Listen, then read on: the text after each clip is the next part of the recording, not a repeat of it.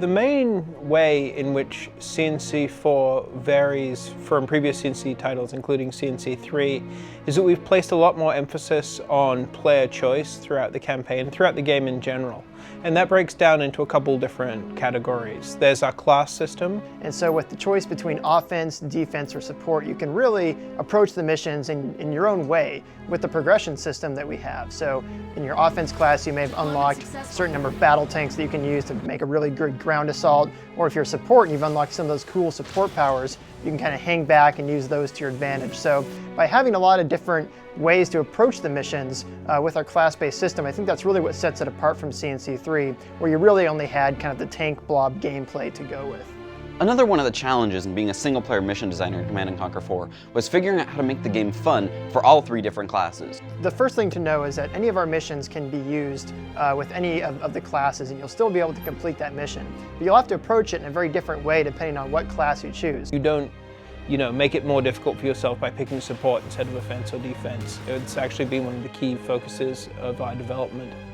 In fact, during the mission, if you don't like how it's working out with your chosen class, you can auto-destruct your crawler and respawn as a different class.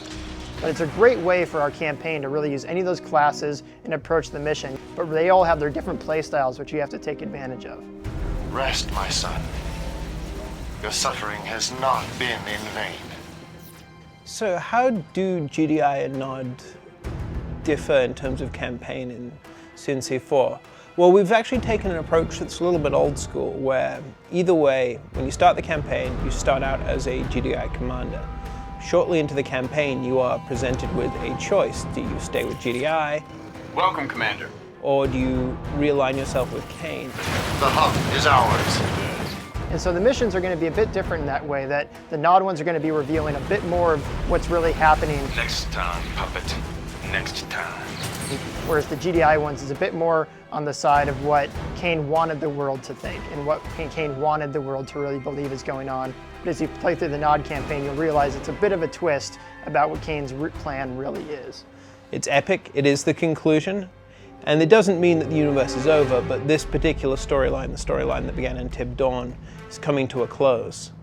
And along the way, you will learn some significant things about Kane. What does Kane mean when he talks about ascension? You know, how long has he actually been on Earth, and why is he here? What influence has he had in that time? So I don't want to spoil things, but if you play through both the GDI and the NOD campaign, you're really going to have that complete answer to what the whole saga is about.